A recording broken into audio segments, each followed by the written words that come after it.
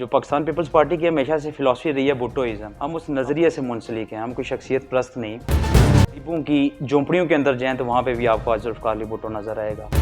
एक गद्दा गाड़ी के ऊपर ये लिखा हुआ पड़ा कि जिंदा है भुट्टो जिंदा है, तो मेरी रूह और कल भी यकीन भी हुआ कि वाकई ज़ुल्फ़िकार अली भुट्टो आज भी अवाम के दिलों के अंदर है। यूनियंस को बैन किया गया, ये एक सोची समझी साजिश के तहत बैन किया गया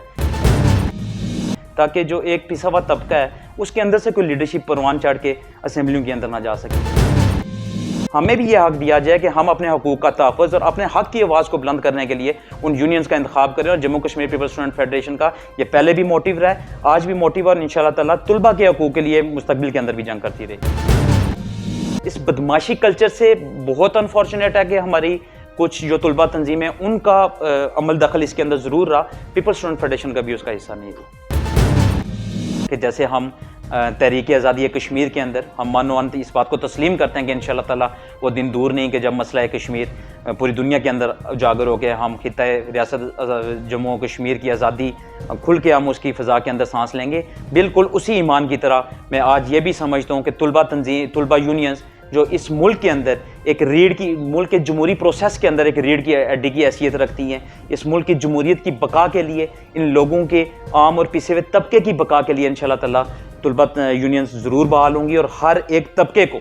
मौका फराहम किया जाएगा। जितने भी हमारे तालिब इल्मों के अंदर जो हमारे तबकात मौजूद हैं, सबको बराबरी की बुनियाद पर मौका फराहम किया जाएगा कि वो अपने मुल्क की सियासत के अंदर बराबरी की बुनियाद पर हिस्सा ले सकें। पाकिस्तान पीपल्स पार्टी ने अपने 5 साल दौर के अंदर बेपनाह तामीर और तरक्की के काम, मैं एजुकेशन बतौर स्टूडेंट लीडर, मैं बतौर एजुकेशन पॉलिसी की बात करूं, आपके 3 मेडिकल कॉलेज, 5 यूनिवर्सिटीज़, वो उस तालीमी इनकलाब की तरफ पहला कदम था। जिस तरह मेरे शहीद कायद मोहम्मद मतलूब इनकलाबी साहब ने उस तालीमी पैकेज को मंजूर करवाया, और ये मेरे लिए फ़ख्र की बात भी है कि मैं अपनी ज़िंदगी का पहला वोट उस शख्स के लिए कास्ट किया जिसने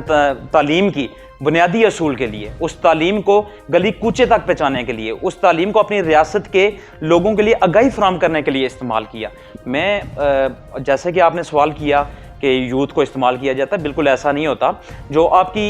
यूथ ऑर्गेनाइजेशंस या स्टूडेंट फेडरेशंस होती हैं वो इस बात के लिए ज़रूर होती हैं कि वो पार्टी की जो आपकी कैंपेन्स होती हैं और पार्टी का जो बेसिक फ़िलासफ़ी, आइडियोलॉजी या मैनिफेस्टो होता है उसको गली गली कूचे कूचे हर बंदे तक पैगाम पहुँचाना, ये स्टूडेंट्स की भी जिम्मेदारी होती है। जिस जमात के साथ वो मुंसलिक होते हैं वो यूथ की भी जिम्मेदारी होती है। तो वो बेसिकली रौनक के महफिल हुआ करते हैं, तो वो उस रौनक के लिए बतौर कारकुन, बतौर सियासी कारकुन, अगर मैं अपनी जमात के लिए किसी जलसे में कुर्सी दिखाता हूँ तो मैं उसको बतौर फ़ख्र महसूस करता हूँ कि आज़ाद कश्मीर के अंदर सबसे ज़्यादा टेन्योर मुस्लिम कॉन्फ्रेंस ने गुजारा। मैं कभी भी एक पॉलिटिकल वर्कर को पीआरओ की पोस्ट ना सजेस्ट करता हूँ और ना मैं ये समझता हूँ कि किसी का रिप्रेजेंटेटिव होना आपके एक पॉलिटिकल वर्कर होने की हैसियत है।